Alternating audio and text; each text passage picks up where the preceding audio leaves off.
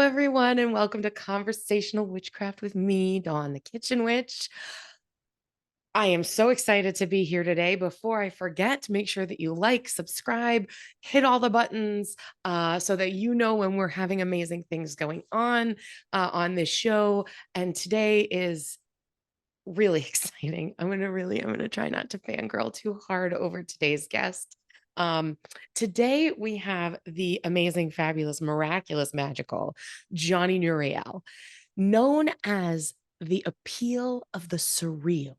Johnny is an internationally acclaimed, powerfully androgynous, and versatile performer.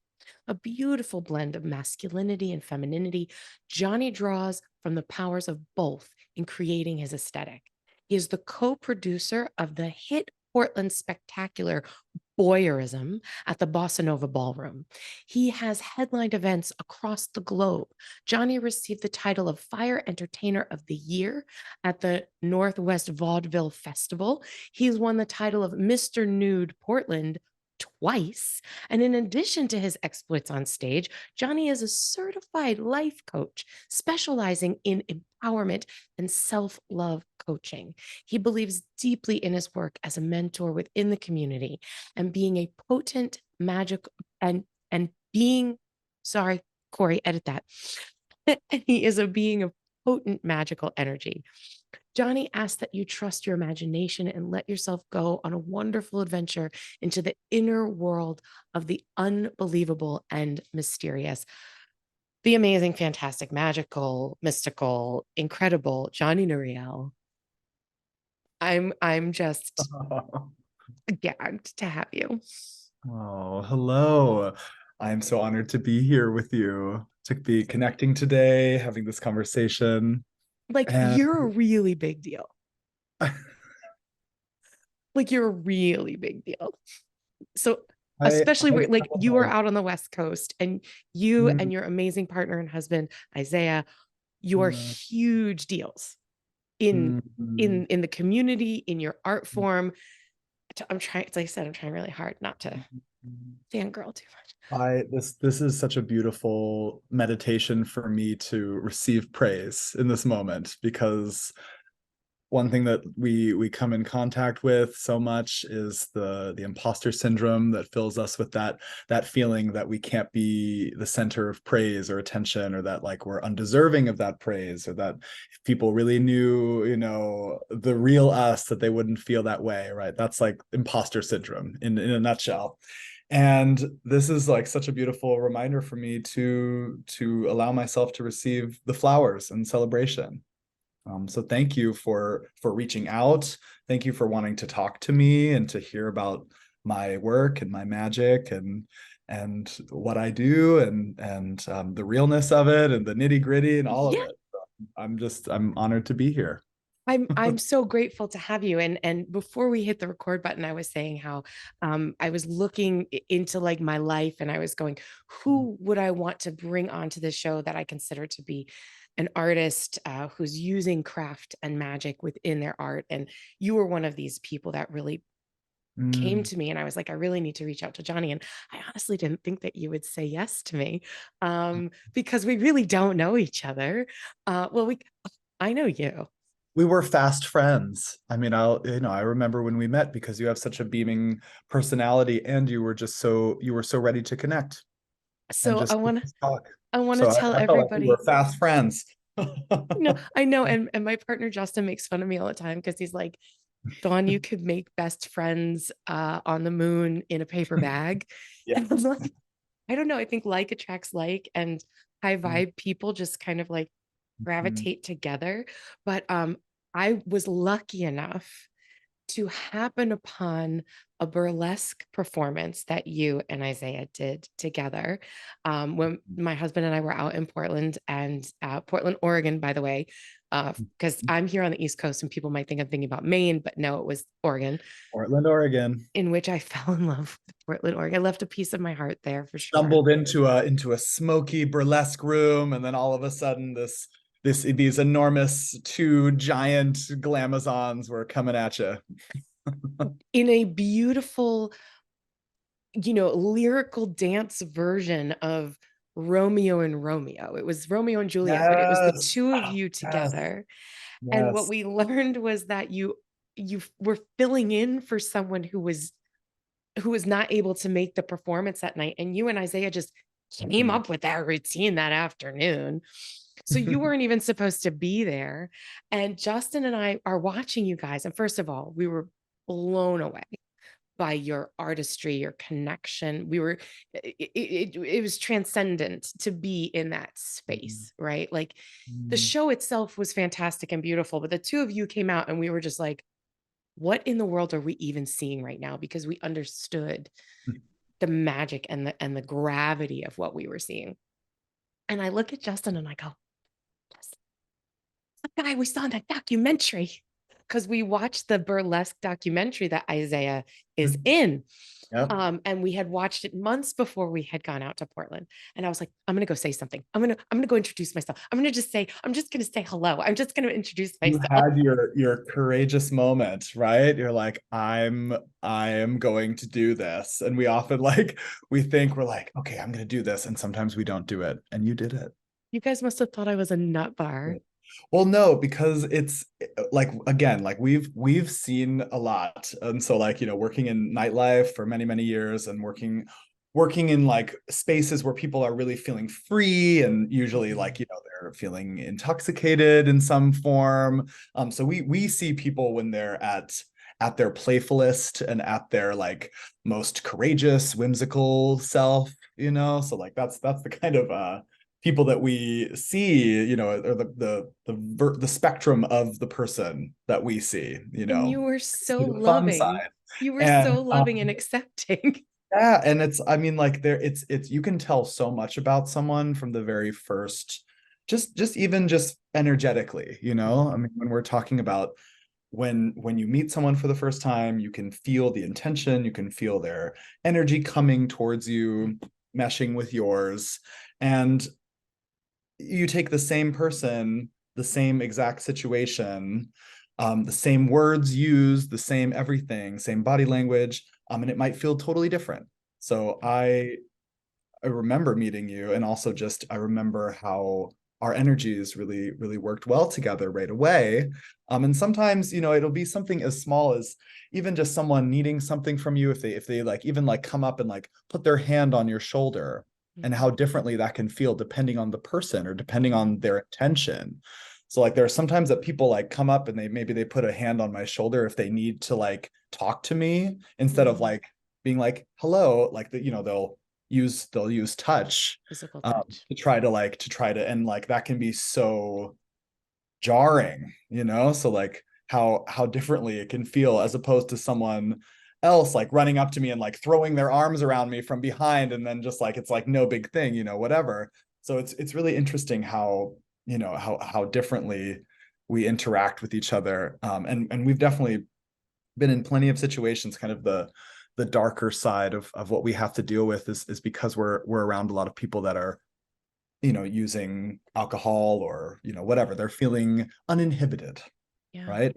So they will more likely than not be apt to violate other boundaries, or physical boundaries or emotional boundaries. So it's definitely throughout the years, like we've developed such strength in our skin, like it's like such a tough skin, and also just to be able to redirect and establish boundaries. So like if Yeah. someone's coming up to us, you know we're equipped to navigate that, right? Right. You see the crazy little Italian girl from the East Coast coming at you, and you're like, oh, she's not a threat. Like and and I felt she's that right okay. away. I felt that right away, and just the genuineness, again, it's like connection. So we also spend a lot of time in kind of like, because it's nightlife, it's sometimes Yeah. superficial, right? So it can sometimes be small talk or superficial kind of stuff. And so it's Yeah. when you also connect with someone that's interested in going into a deeper place or talking about more emotional things, that's a really good way for to connect with me. Like if someone wants to talk about emotions or like something deeper, Right. I'm usually right there, ready to talk, ready to connect. I wouldn't have put that together because not a performer, but I would assume because you are such you're a force, and Isaiah is a force, and what you do is so incredibly powerful in all of your performance. And I want to get into more of your actual art form, and then how you use your energy work in your art form. But Yeah. People must think that they have claim to you, like many performers. And Yeah. burlesque, or the title that you won for the Nude Award, I don't remember the exact name. Right. Yeah, Mr. Right. Nude. Mr. Nude. I mean, Mr. Nude. so people must think that they have some sort of, or Mhm. people that are not well might think that they have some sort of claim Yeah, there's to the you, to your body, to your person. yeah. That's going to be a So challenge for sure. we talk a lot about that, and that's why there's always room for education about consent.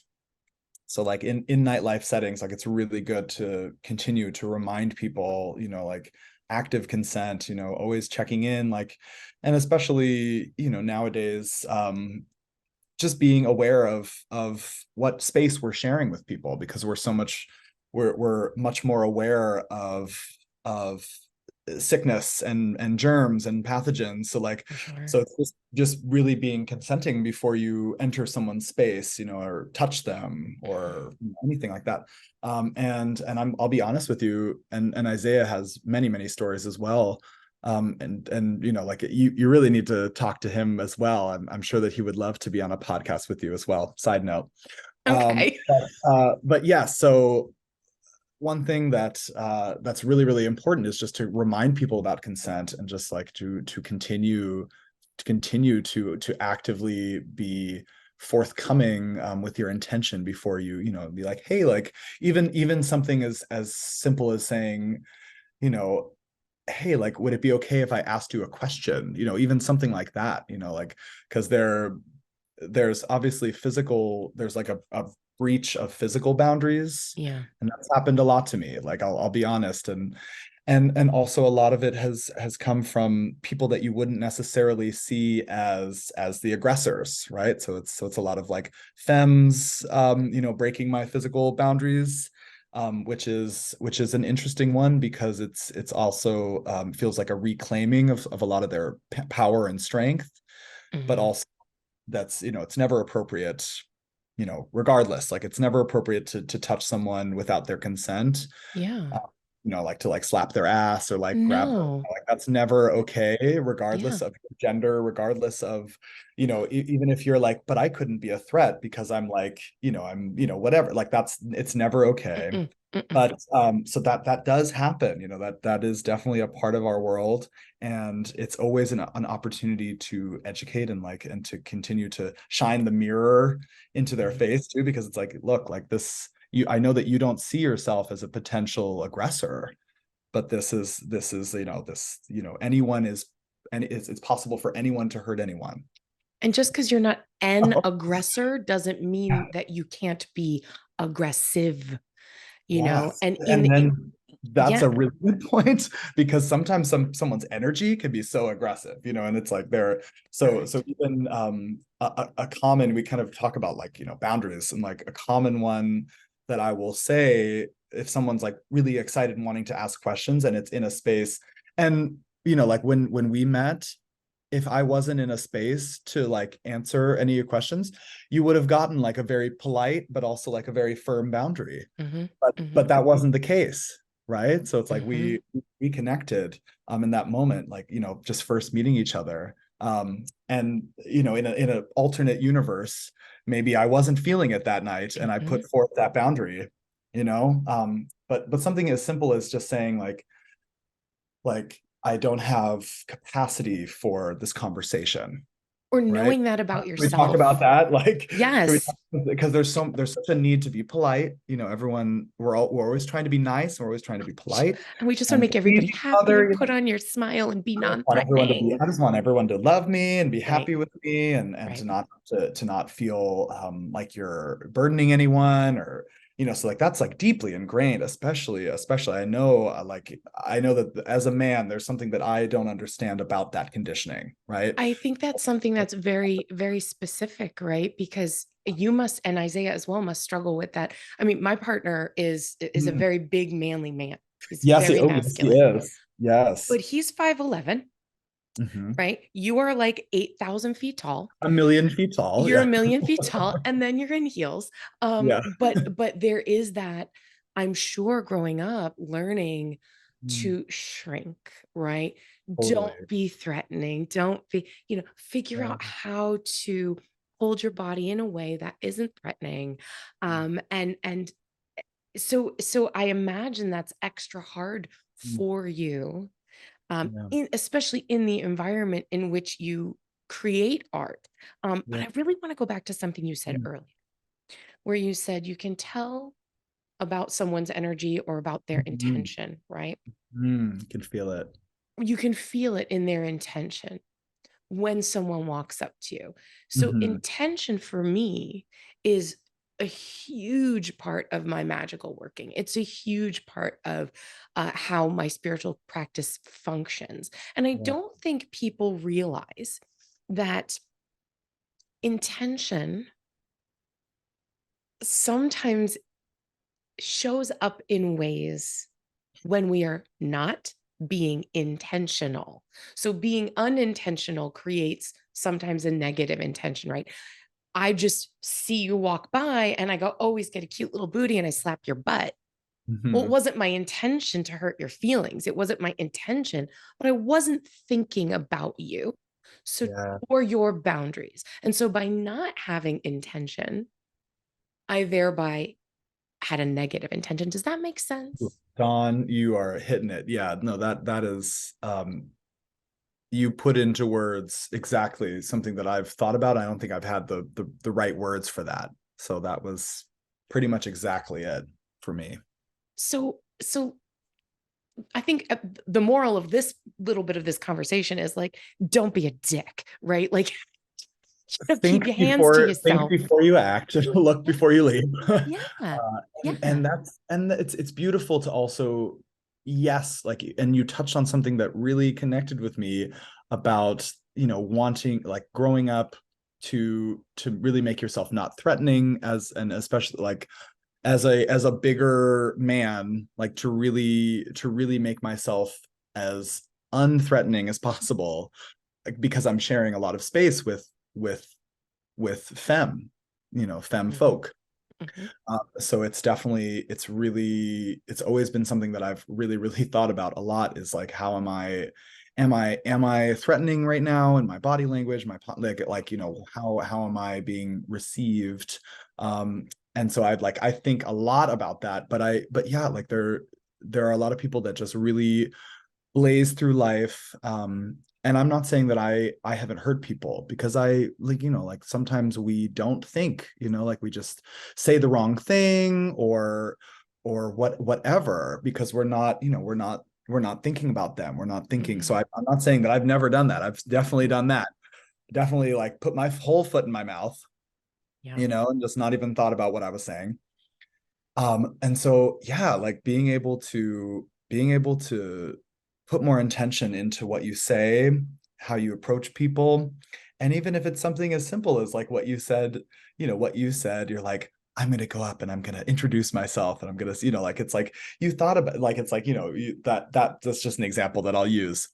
But, like, the intention that we set before going out onto that stage, like before I go into every performance, there is a check-in that happens. Mhm, There has to be some sort of grounding moment, because it's, even if it's in the chaos of the theater, full on shenanigans, the chaos, and what a beautiful chaotic world it is. um Even in that moment of chaos, everything going on around you, I always find a moment to drop in and set my intention before the performance, because if I go out there just blindly, or if I go out there carrying with me some of the gunk and the shite from, like, my day, or things that I'm stressed out about, or whatever it is that's not related to my art, if I'm bringing it out there onto stage with me, I'm going to feel bad about my performance. I'm not going to feel present in my performance. And the audience is not going to connect with what I want them to connect with. Like they're going to be picking up on whatever the gunk that I'm bringing into, from my day. So it's so important to like cleanse, do a grounding ritual, whatever that looks like, even if it's just taking up like a one deep breath to just drop in, whatever it is. Yeah, So absolutely. important. It's so important. Absolutely, because your performance is your ritual. So, like I said, we talk a lot on this show about different forms of witchcraft, different types of energy work, Yeah. different spiritual practices. And, I know that you are an energy worker. I know just from following you on social media that you're really in tune with nature and that you celebrate the solstices and the equinoxes and Mm. these beautiful photographs that you take out in fields of flowers, and you're Usually just naked. Yeah. usually naked. I mean, everybody knows what your buttocks looks like, and it's lovely. You should just make a calendar of all pictures of Johnny's butt. I would buy that. Lots of people would buy that. Um, There we go. sidebar, There we go. sidebar. Uh-huh. Uh, imposter syndrome only affects people that are actually the real deal, right? So if Is you're that is that right? it's true. Is that right? If you're an actual fraud, you don't suffer from imposter syndrome. Only people who are the actual real deal suffer from imposter syndrome. So I'm just saying, that's what my therapist told me. So I'm just Oh, thank you, therapy. Yeah. right. I So I just yeah, as I we're see talking about how how wonderful you are. I definitely see how that is. And yeah, like the questioning, like when we question, it is also in like suffering with it. I think it makes us better. I'm I think it sure. does. But it is like a burden. It is a burden that not everyone carries. And you're right. You are People right. that are walking around going, I'm so amazing. Look at me. I'm incredible. Like, I do nothing wrong and I take no responsibilities for my actions. First of all, they're full of shit and they don't suffer from imposter syndrome. So if ever And you it weren't can be sure, it can be both. Like it can be like I'm the shit and I make mistakes and I learn from them and I'll continue to make mistakes. So it's like, and I'll that's fail right. and I'm the That's shit. right. So it's like it That's can right. be all of it. So I Yeah. really want to Mm, go back to this idea of, as you're talking about setting intention before you go out on stage. yeah. I want to put a button in that and I want to Mhm. learn about your journey. I want to know how little Johnny got Yeah. here. Okay.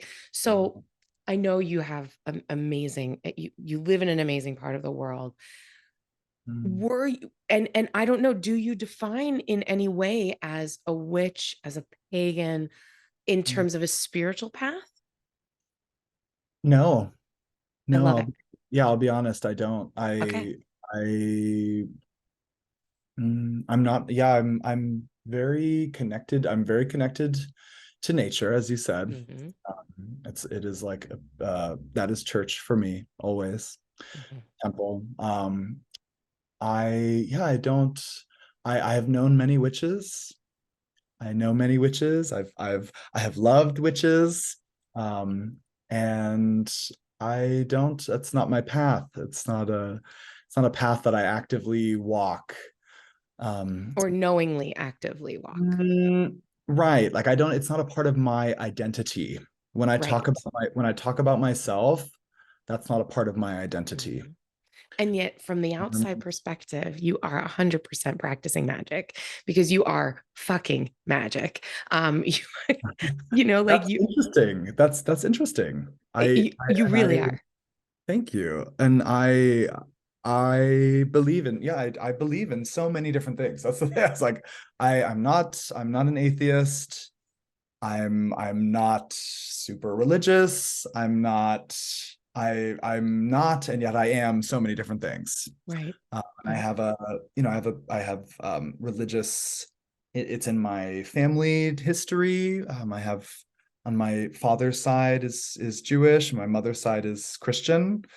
So it's interesting kind of like parallels and different, and because of, that's a long story, but because of the kind of differences between their faiths, and how how kind of unsupported it was initially. Sure. The families kind of came around eventually, but especially initially, it was very unsupported, their love. Hmm. So because of that feeling, I was always, myself and my siblings were always raised in a very, very open household, spiritually, religiously.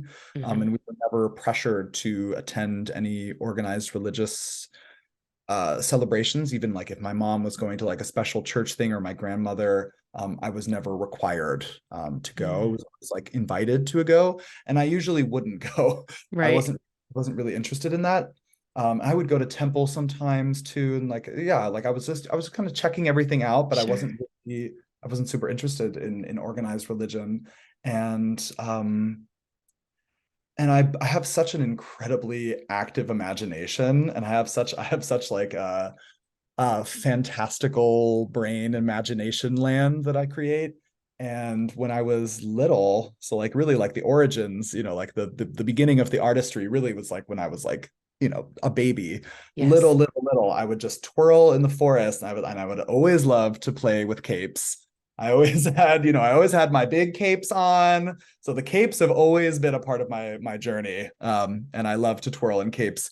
If you see me on any given night, I'm wearing a cape. So uh Yes.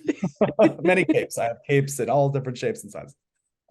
Capes and cloaks and all in veils and all the things. So Yes. so I would always twirl in the forest, and I would have these elaborate imagination narratives and stories. Mm. And I still remember like some of it, like it fades, right? Like some of our childhood imagination Hmm. fades, but I still remember some of the imagination lands that I would create. Like this, there was this one character that was a druid, Oh. Hmm. and was able to like move plants and communicate, and like rode around on a mountain lion, and had like and lived up in the trees. And that was my one of my favorite like games to play as that character when I was little. And so I would like, I would be in my capes, and I would be imagining, and I would be twirling. And so like that was really the beginning of my performance, and creating these kind of characters, creating these imagination scapes. Yeah. We started so young, and my imagination was always very magical. So like it was, Yeah. I could always do magic, and I could always, conjure, all sorts of, the elements. And yeah, so like my imagination was always very, very active, and always very magical. That's really how you got connected with nature and nature Mhm. spirits. And that's like you said before, being out in nature is your Mhm. church. It's your spiritual place where you go to find and connect with deeper self, higher self, universal intelligence, right? And so I say like my imagination, but really it is in reality, like really really feeling, and feeling it in real time, and like in this real, whatever that means, space. But the imagination, like that's what I use now to create my performances. I create every aspect is also part of the creation. So the costume, right? Creating the costumes, um, editing together the music. So creating like the soundscape, um, coming up with the lighting design, Mm. because we're working with technology. So it's like Yeah. I have performed outside too, which is so amazing, and performing with fire too. So it's like these are kind of real, this is not technology, even though yes, I mean it is technology, but it is ancient technology. Yes. So using the fire as the light for the performance, and how that changes, and how you can light a performance outside using fire, or using sunlight, or moonlight. So it's like being able to perform outside, outside of a theater, is really, really special. But while we're in a theater, we're working with technology. So we're like creating creating a lighting journey, lighting story, that we can use. um, you But all of know, that's done with intention. it And it, is right, certainly, it's right. practical. It's practical magic. It is. It really, really is because anything we do with intention, And with Mhm, that sort of visual, see, I look at that and I go, that's visualization techniques where mhm. you are, ahead of time visualizing the way you want this to look and what the outcome is to be, and all of that. And I look at that and I say, you're creating ritual magic here by putting intention in, by visualizing how you want it to look, and then your outcome being excuse me, your outcome being the way you feel and the way you make those who are witnessing your magic. I feel like as someone who has witnessed your magic, it's not, you're not hanging out in an audience, you are participating in this beautiful ritual that's happening before you, at least from the performance that I saw. And then the next day we went to see Isaiah perform drag, and it was still like this Yes. amazing, just Yeah. amazing, again, like connective moment of performance art. So you brought up, well, I guess I want to ask you, Mhm. because you also do energy work. You would say that you do energy work. Hmm. I think it's a complicated question because I think we all do energy work. Oh, yes. I think humans do energy work, but some of us are more aware that it's happening. Yeah. So I think we are all energy workers, but some of us have more awareness. Correct. Going back to intention, Yeah, right? more intention. Right. So But does, I do always try to control the energy that I bring into a space, mm, and that because we receive energy from the audience, and sometimes we receive it, sometimes it's a lackluster, right? So like, you're giving 150% and everybody's like, maybe everyone's like tired, or yeah, they're like, whatever. I don't know what it is. They didn't yeah, like have their, they didn't have their cappuccino. But they're just not giving us, the energy that we need to carry the performance. right. So it kind of feels like you're like pitching into the void kind of a Yeah, thing. So part of the energy work in that situation is just controlling how it affects you, right? So we can only control how that affects, and that we're not going to give any less of a performance. So like entering out onto that stage, I'm not gonna sacrifice any of my power if I feel like they're not giving me the energy that I need. Right. So I'm not going to like give away the performance or be like, oh, well, they're not even really paying attention. So I don't have to work so hard, or I don't have to like push so hard, right, or that they're not giving me the attention that I need. So I have to like push harder, or I have to like go above and beyond. So like that's being affected. Right. So I can wow, control how I'm affected. So if I go out there and I can feel that they're not there, right, right, I can still do what I need to do and feel good about myself, and feel like I did something that I'm proud of, right. even without their response. And I'll be honest, it doesn't happen very often when I hit the stage. It's true. It's true. Like, But I have done lackluster crowds, and it's been like an uphill battle. Usually I get them by the end. for sure. But it is like, it is to say that like we've also been booed before. So like we've been, we've traveled all over the place, and we've been all sorts, and even here in Portland, we've been booed on stage before, had people get up and leave, or write, all sorts of messy things on the internet and all sorts of things. So like we definitely are exposed to like the negative sides of people's reactions, or whatever, their energy, and it's up to us how we receive that, how we are affected by that. And You see the best of people, and you, in your work, you also see the worst of people, because you are living this beautiful magical life on yeah. stage Hmm. for people to see and comment on. And so Yeah. I think that again, I look at that as, it's hard for me to not see that in a energy kind of work or a Mhm. spiritual kind of work Yeah. way, because I think when we as witches or queer people or people of color, whatever it is that makes us other, when we live as we are, openly, we invite criticism. And it is our job to say, that says more about you than it does about me. And Mhm. this is just me and who I am, and it's a reality that I wish we didn't have to face. But I want to again go back a little bit. We keep hitting these things. Yeah, let's go back. You were Skew. talking, you were talking about working with the elements, and anyone who follows you or knows you knows that fire is your thing. Mm-hmm. So I want to know what originally drew you to the element of fire. Mm. How did you build that relationship with this element? Have you ever even thought about it as a relationship with the element? It was actually, it's kind of the element that I have the least connection to, actually, which is Excellent. interesting. Tell us all about Um, it. so I was born in water. I had a hot tub birth. So Amazing. my parents are beautiful hippie folk, and they had a home birth with a doula there.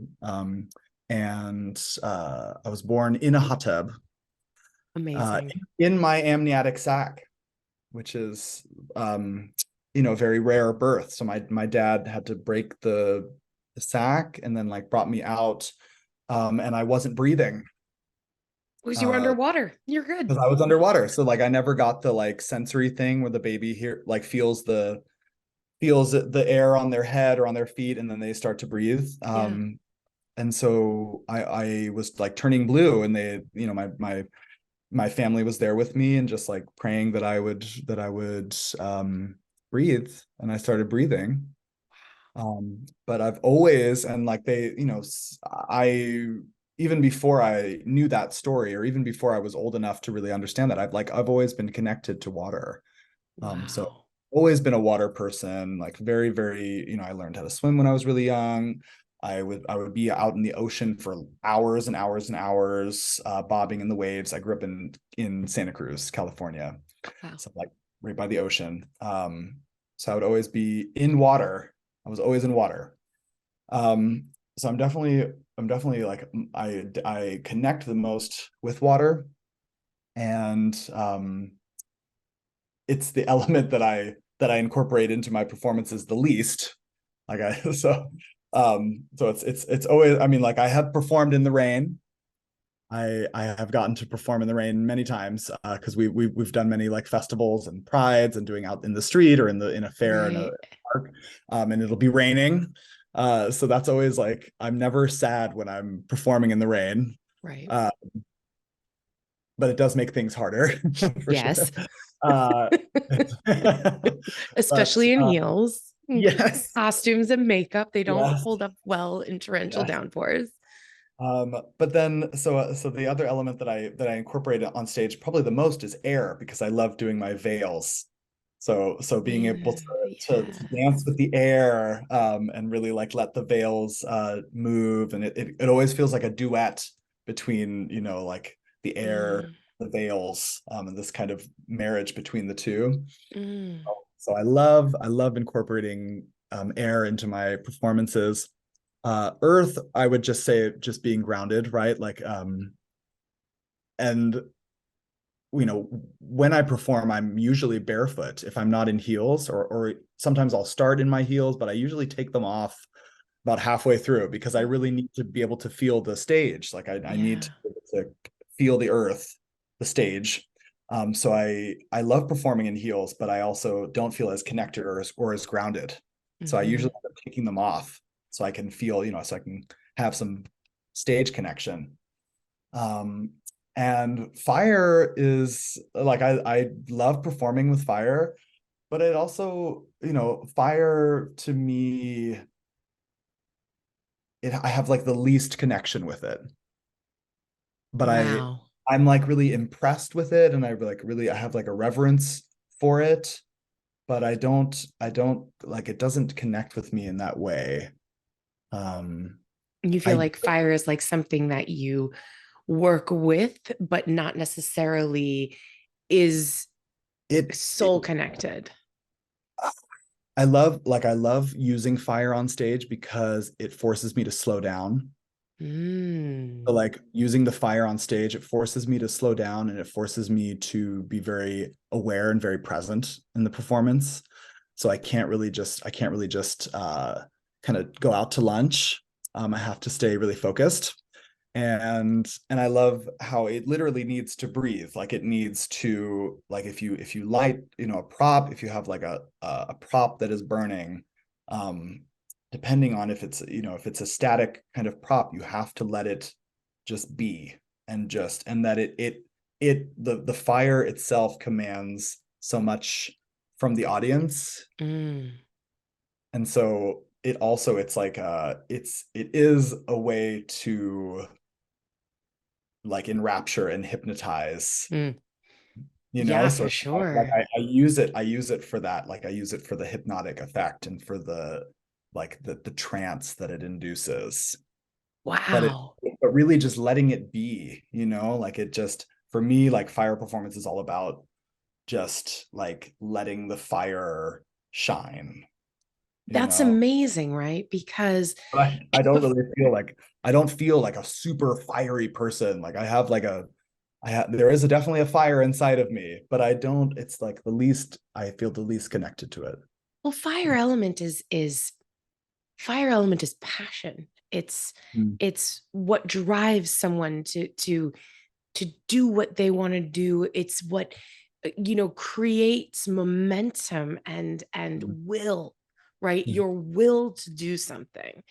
Yeah. Where water, it's interesting that you were born in water and water is the thing Mhm. that you feel most connected with because water is about compassion, Mm. understanding, Mm. loving, flowing energy back and forth, and the gentle rocking of, comfort. And fire is like, shit, you better get this done, Mhm. like you better handle your shit. And it's so interesting that you and fire seem to be, and this is just my interpretation of everything that you're saying. So it could Mhm. all be bullshit. So take it for what it's Yeah. worth. But it feels Yeah. like fire is using you as a steward to say, Mhm. hey, take a minute and you have to slow down because you need to control this and you Yeah. need to focus on this and this Yeah. passion, having your passion. So stay focused on your passion, where your water is saying love, loving yourself, loving other people, loving life. And I feel like that really embodies who you are and what you express in your performance art.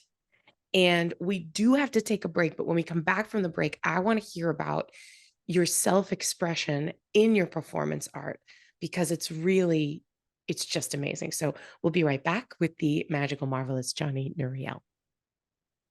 We are back on Conversational Witchcraft with the amazing, magical, marvelous Johnny Nuriel. I'm just like obsessed with you and everything that you do. And forgive me because my cat is playing with all my wires. He's very excited. He likes to see what we're doing. Um, so right before the break, we were gonna get into your performance art. I really want to know how you came to performance and instead of going, oh, I want to be a Broadway star, you're like, fuck that shit. I want to be this amazing expressive artist and burlesque and fire dancing.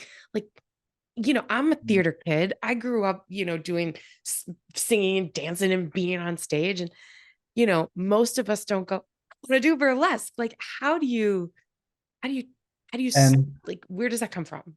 I'll be perfectly honest that I didn't even know that I was doing burlesque before I was doing it. I didn't even know Really? I didn't really even know what it was. Like I didn't have much of an education in burlesque because I never Mm-hmm. trained, I never studied that. Yeah, like I'm a theater kid, so had my, musicals and all Yes. of that. Um and yeah, like I came into dance later in life. I didn't, like, I was always good at dancing, but I was very insecure in my body. I had a lot of body insecurity, and just felt very awkward in my body, awkward in my skin. Definitely felt like an ugly duckling in my way. Um, and like it's Yeah, it's been a beautiful journey to body acceptance, and a lot of that has been through the burlesque community. I mean, a lot of that is from and just really needing to develop a much tougher skin. Mm, It's just really been, it's brought me to a deeper acceptance and love of my body. But yeah, so I didn't really like to dance or be, I wasn't really comfortable moving, dancing, but I was pretty good at it. Like I knew I was a good dancer. mm. I just And wasn't you're really an excellent comfortable. vocalist as And well. I love to sing. I Yes. love to sing. Singing is probably the thing that I feel the most vulnerable and passionate about, you know. Mm, And I do it more. I've been setting the intention that I'm going to be doing more of that, more singing. yes. Yes, please. Um, but yeah, so definitely like the burlesque happened kind of unintentionally, because whenever I would so I responded to an ad on No, Craigslist you did not. about 12 years ago or something like that. And I responded to an ad, and they were looking for aerialists and circus performers. And I had been hula hooping since I was like 19. So I've been hula hooping since I was 19 years old. Wow. The hula hoop is like one thing that was very therapeutic for me. So that was kind of my first prop that I would really, my first flow prop. Oh my Um, God. and yeah, just a baby, just a tender little baby. I had taken like maybe a few aerial classes. I wasn't very experienced. I wasn't very experienced, but I was very good. Like I was good at the character work, because I'm a theater kid, so like I was good Hmm. at like portraying emotion and the character and everything. Hmm. And it's not very common as much in aerialists. Usually it's all Hmm. about tricks. Hmm. I have the tricks, but I had the stage presence and the theatrics. So Right. I got the gig, aerialist gig, at this little bar called Sky Club. Back in the day, it doesn't even exist anymore. Now it's a sushi bar. But it was a really beautiful space, and it was my first ever gig here in Portland. Wow. And I would go out and I would do my aerial routine. But before I did the aerial routine, I would usually have some sort of floor show that would happen. So I would come out, maybe like, I would come out like all covered in a shroud, and I would do this kind of like shedding. And it never really felt like stripping, because Yeah. it was like shedding off these layers, it was like, and I realized later that that is indeed what burlesque Yeah. is, and burlesque doesn't have to be about stripping either. It's really just using like costume transitions to help demonstrate a story, and it's and Hmm. it's taking people on a journey, and usually that journey involves getting unclothed, but it doesn't have to. It's Right. not necessary. It's more so about like the story that you have to tell, the journey, right? The journey, not the destination. Right. So I would come out and I would do these like pseudo burlesque fusion kind of acts, and it was always no makeup too. I never wore any makeup, and No way. yeah, I never wore any makeup. It's just my face. And now I wear like full stage Oh, makeup, your and like makeup is insane. the makeup has really evolved, and part of it is because I realize how powerful that is in transporting the audience.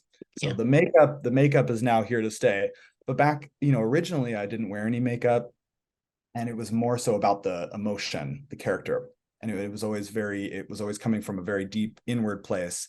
And there was a lot of angst too. Like it was darker. It was a great way for me to channel some of the pain and some of the angst that I wasn't Mm, expressing in my life. Uh, yeah.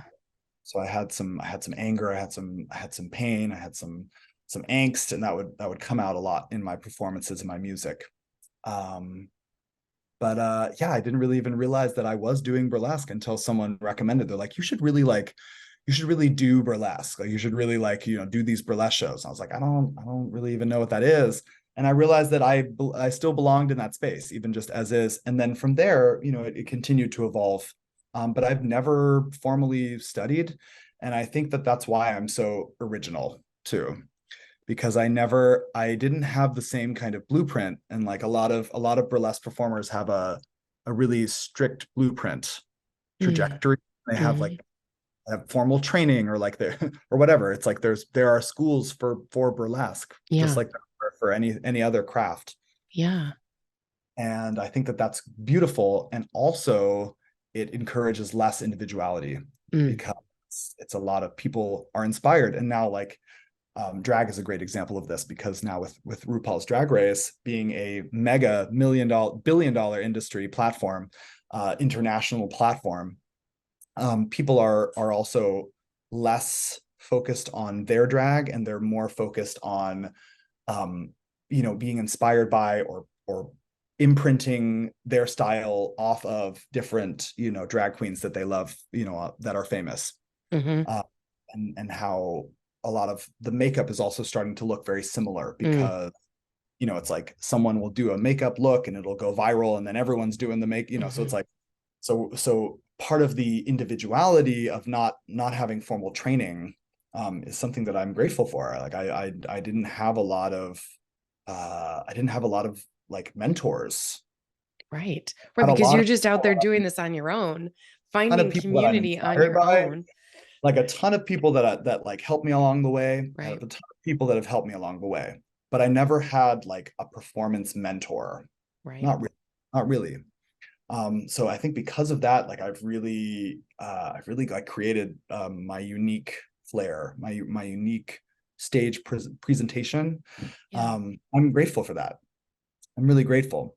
And I also acknowledge that it's really important to also know your history. So like along the way, I've learned so much about the drag and burlesque world. Mm. I've learned so much about the history. I know my history. I know the people that came before me. I know the gender blenders, Mm-hmm. that have come before me, that have really like paved the way in such a beautiful way. Um, so I think it's really important to acknowledge the past, and I think anyone who's young and successful may feel like they're the first, whereas you're not. But it might feel that way, Right. and we're all special, but we're not the first. No, and none of us would be here without the folks that came before us Mhm. doing the thing. I was saying that to Justin the other night at what, like, was it last week or a couple weeks ago when Tina Turner passed away? And it was like the same weekend that Taylor Swift was here in Boston with a sold out show, and everybody was like, "Oh, yeah, they're spending all this money on Taylor Swift." And I said to Justin, I was like, "You realize Taylor Swift wouldn't be Taylor Swift selling out stadiums if Tina didn't trailblaze being this amazing female rock star in the 70s and 80s." So we Yep. all come from those who marched before us, from those who, and then it doesn't take anything away from where we are and the paths that we are now blazing Mhm. for ourselves. But you have to give credit to the people behind you as well, Must. right?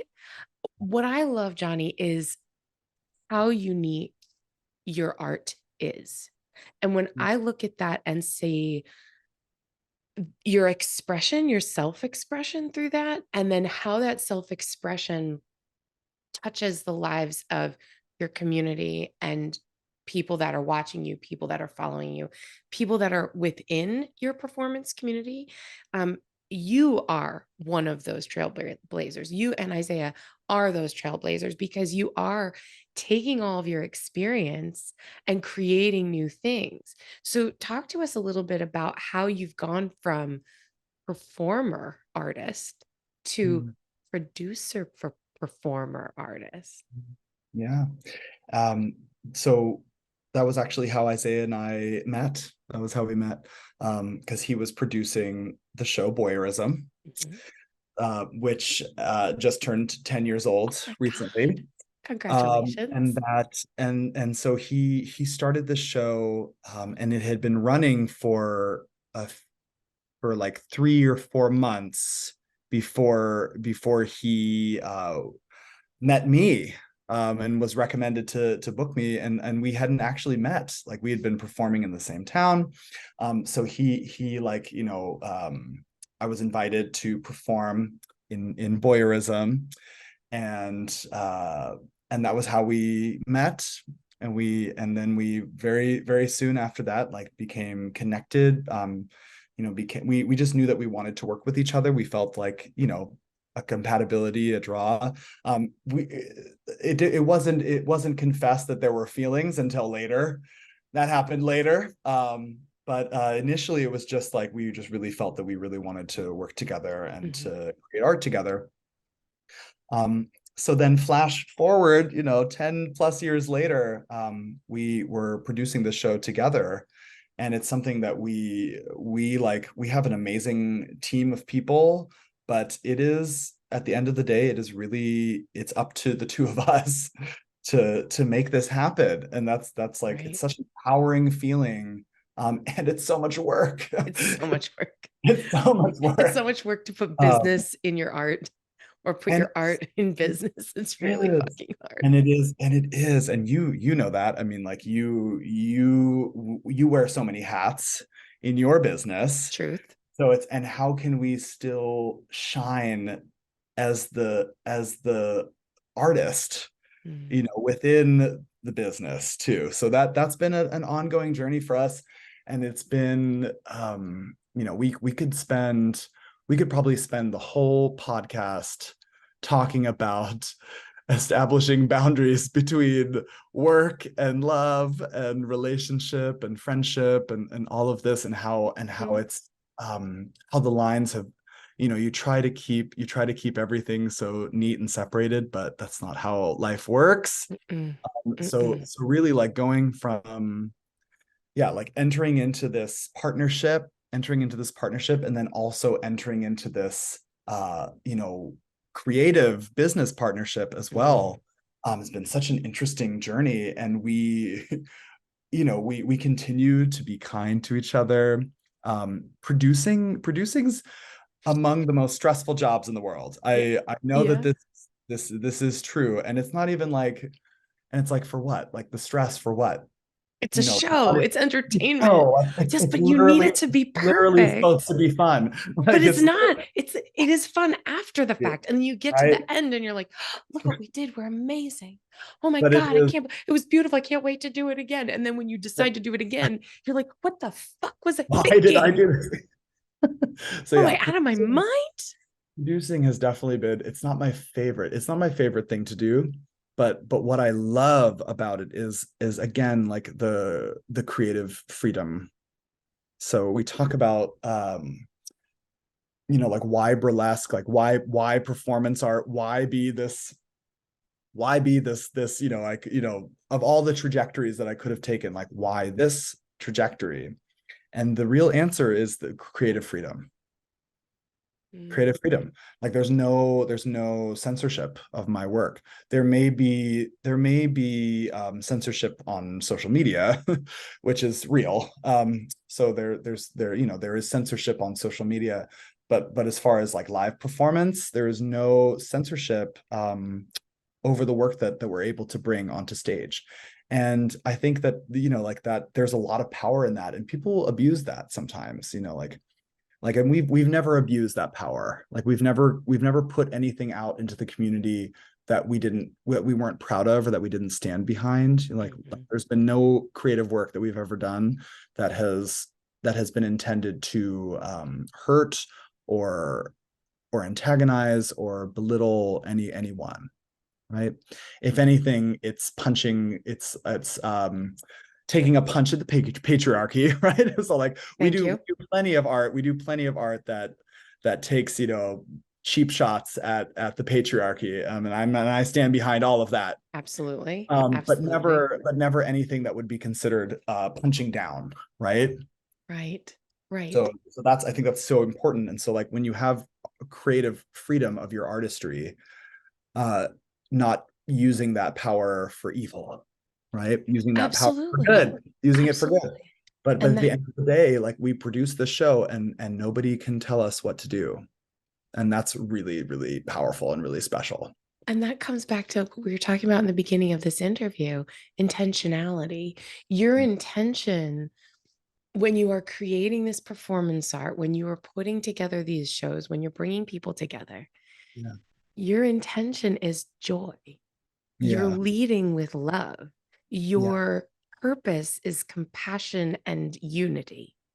Mhm. That's your intention behind it. Yeah. So, yeah, that makes perfect sense. So, what if I was going to come to a show you were putting on, producing, or performing? Mhm. What would you hope that I would get out of that performance? I love that question. I would want you to leave that space feeling even more confident and brave than you did when you came in. I would love for you to make a new friend at the show. I'd love for you to feel like that you were confident enough to introduce yourself to someone new, or to make a new friend or connection, or to do anything that you maybe thought was beyond your means, right? So you're like, well, I want to dance, but like I'm too shy to dance, that you would dance. Or like, I'm gonna like go flirt with that person, but I'm like not that person that goes up and does that. You would go up and do it, right? So like, that's what I would want the audience to feel, is empowered to be even more brave and confident, to see and connect with someone that maybe they've never connected with before, right? Mm, So to have a new experience. Maybe they're seeing queer artistry done in a way that's new for them, or maybe they're making a connection with someone who's trans that they've never had a connection with, someone that's trans, or never had a conversation with someone that's trans, or whatever it is. So that's what I would love for someone to get from one of our shows. And absolutely they do, beautiful. like, people have described our show Boyerism as like a love cult, Yeah. and it totally is, and I'm totally okay with that. Like I it's I love have to call, I love agree. call. That was my experience. That was my experience in watching you perform. Confidence, bravery, inspiration, love, compassion, like all of these things that we felt, both of us felt after leaving your performance, to the point where we did make new friends, Yeah.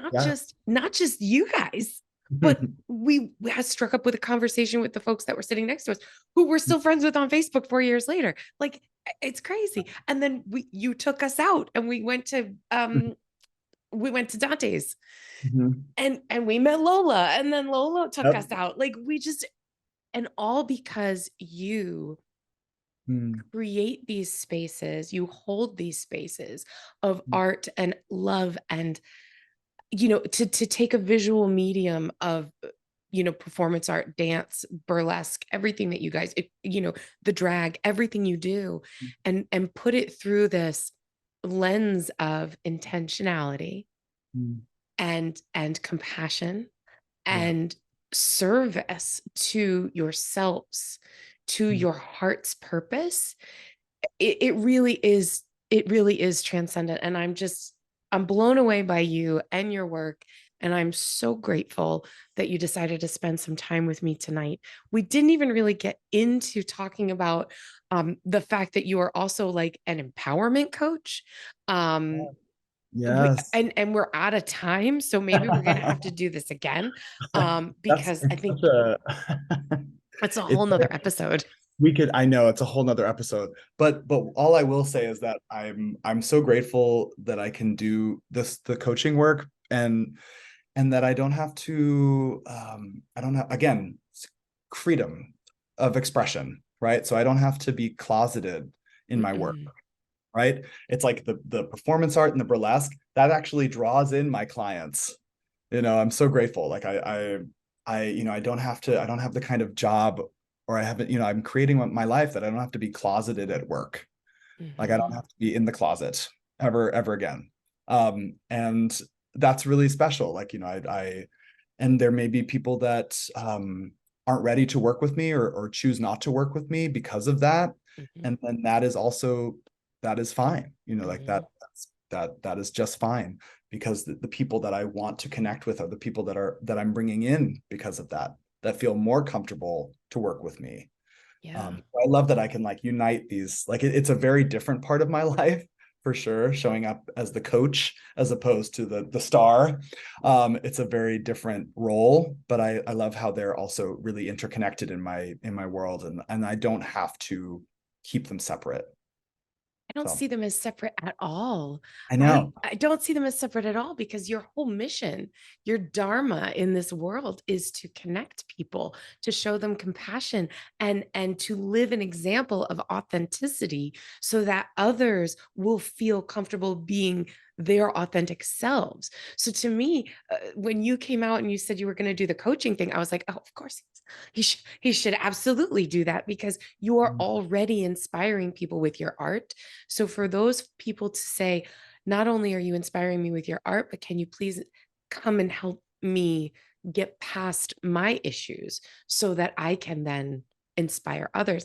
Johnny, it makes perfect sense. It's what you're meant to do. Like I don't think there's just makes sense. I don't know. And to be fair, creating this life, this authentic life that you have created, I think there are a lot of us that feel really frustrated by the establishment. I think there are a lot of us who feel very confined.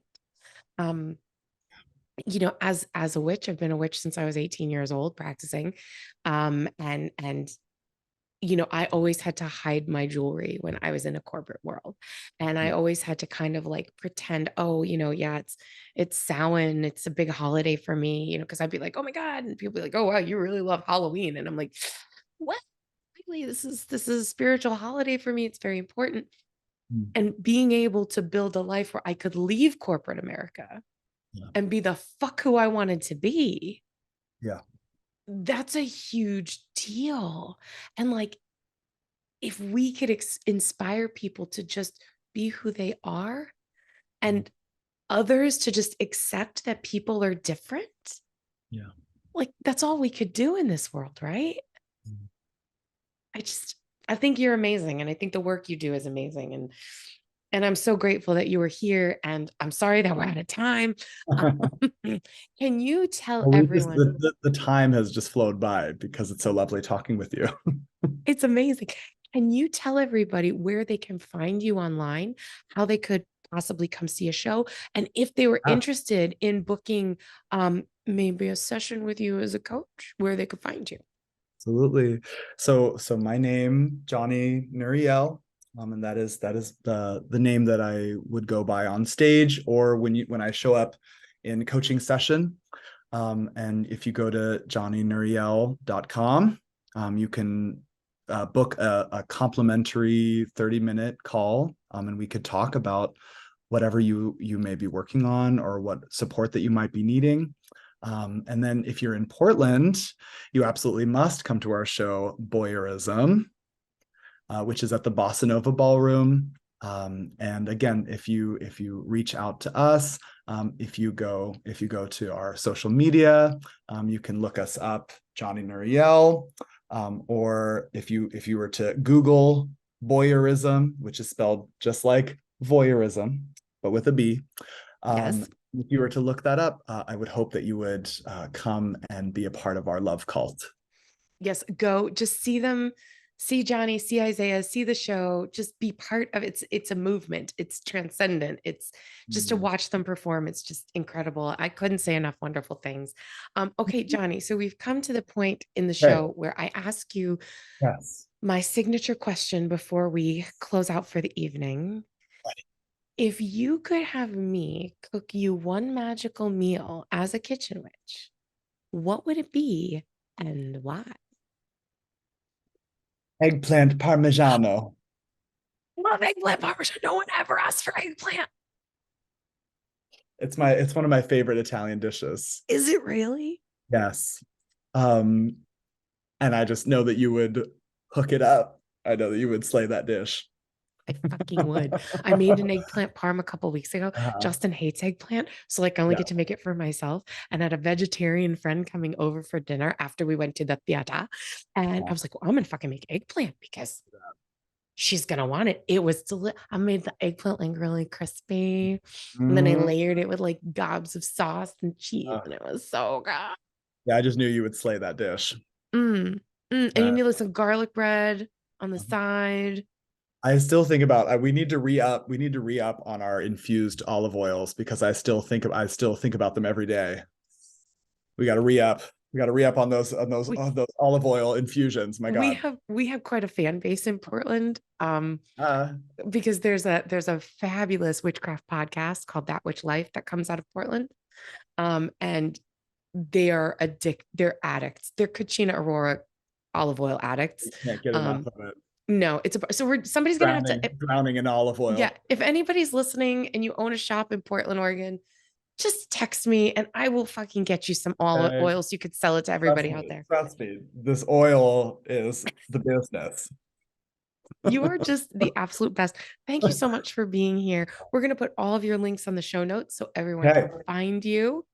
And until next time, everyone, thank you so much. I wish you nothing but many blessings and so much gratitude.